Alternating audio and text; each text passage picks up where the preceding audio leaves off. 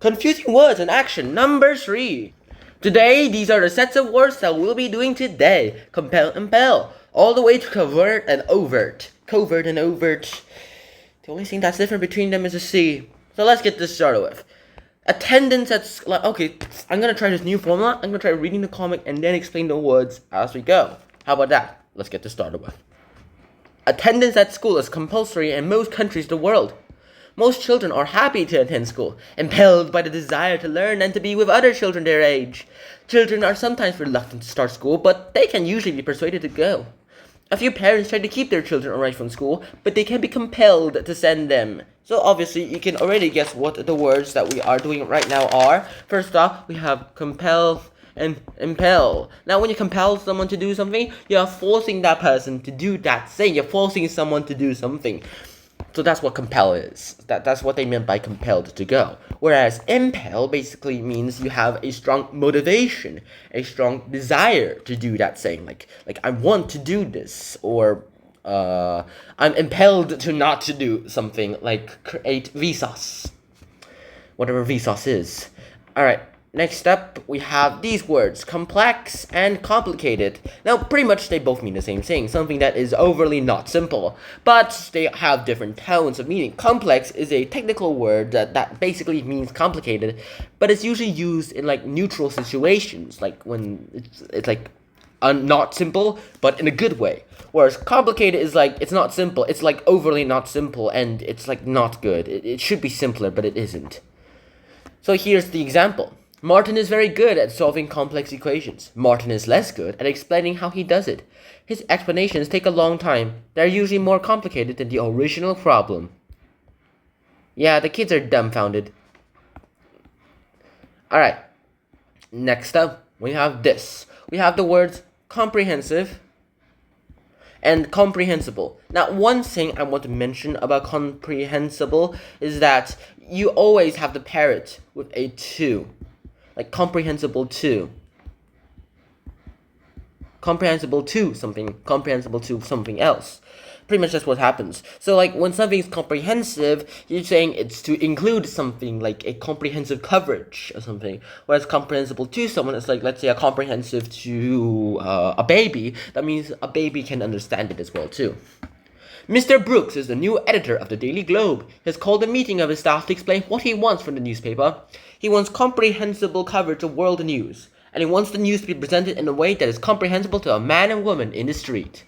The Globe brings world news home. Fair enough.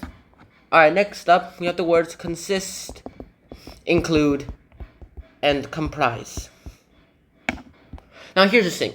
They all mean that there are parts of something, but consist is like, it's made up of this and this and this, whereas include is like, it has this inside it, but it can also have this inside it. It just only mentions one thing as well too. And comprise is like it's a more formal version of consists of. This should be a picture of a mythical monster called a chimera, but the chimera is very ugly, so it feels shy and is hiding behind the rock. The chimera's diet consists of peanut butter, jelly, fish, and beautiful girls. Here's a beautiful girl to tempt the chimera out. But in the past, chimeras who have tried to eat beautiful girls have been killed by heroes, including Bellerophon, who rode a winged animal. This is another reason why the chimera is nervous about coming out. We must go around to see other side of the rock to see it. A chimera comprises a lion's head, a ghost's body, and a dragon's tail. No wonder it's shy. Next up are the words compulsive and impulsive. Now, when something is compulsive, that means that it's a strong desire to do something, but it's not like, it's like something that you do suddenly. Whereas impulsive is like you do something on a whim. You do it like suddenly, on a whim. Caroline is a compulsive collector. She is fanatical about fans. She is not quite sure how many fans she has in her collection. It must be hundreds. It all started with one impulsive purchase. It was made not by Caroline, but by her brother. 10 years ago, he wanted to find a slightly unusual present for her birthday. And now she collects fans. Well, I suppose that works out pretty well. Alright, next up we have the words confident and confident.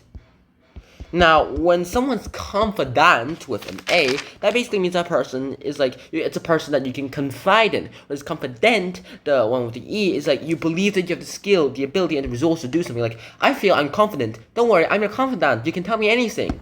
Get it? Harold was everyone's idea of the perfect confidant. He was a good listener, he was sympathetic, and he was totally discreet.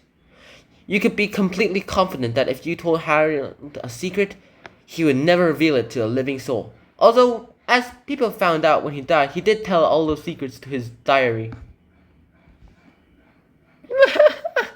Well, I'm sure all the secrets are in his private diary. It's a diary. Only he reads it, unless after he died. Alright, next up, we have the words conscience and conscientious. Now, conscience is like part of your mind that tells you whether your actions have been morally good or bad. Whereas conscientious is like you are very honest and thorough in what you do, especially if what you do is your work. Like, my conscience telling me to stop making this video and do impulsive things, but I'm telling it, no, that's a bad idea. And then, of course, I have conscientious. Plus, Michael is too conscientious. Here he is working late to finish a job. Here he is in bed, but his conscience will not let him sleep. It tells him he might have made a spelling mistake on page 3 of his report. He has a very bad night, and still feels tired in the morning. Here he is back at work. He won't work very well today, but at least he hasn't made a mistake. Alright, next up we have contemptuous. Now, the words contemptuous and contemptible is like when you're contemptible, that means you kind of deserve contempt. Like you don't really want any of this. Like you're like expressing contempt. But when you're contemptuous, you're like showing or expressing that contempt. Arthur was contemptuous of flattery. Show me just as I am. He didn't want anyone to try to improve his image. My faults are as much as a part of me as my good points. He thought that to try and influence people by saying nice things about them was simply contemptible. So nobody ever attempted to flatter him. I suppose that works. Alright, next up we have the words counsel and counsel. Now, when the counsel with a CIL is like the jury, the judge, the people who will give you your statement, or like you use this word when you're talking about politics. Whereas the counsel with the SEL, it's like you use this when you're talking about courts and laws. They pretty much mean the same thing, just in different situations. Mr. Jones used to work for the council. He has been accused of abusing his position to steal money.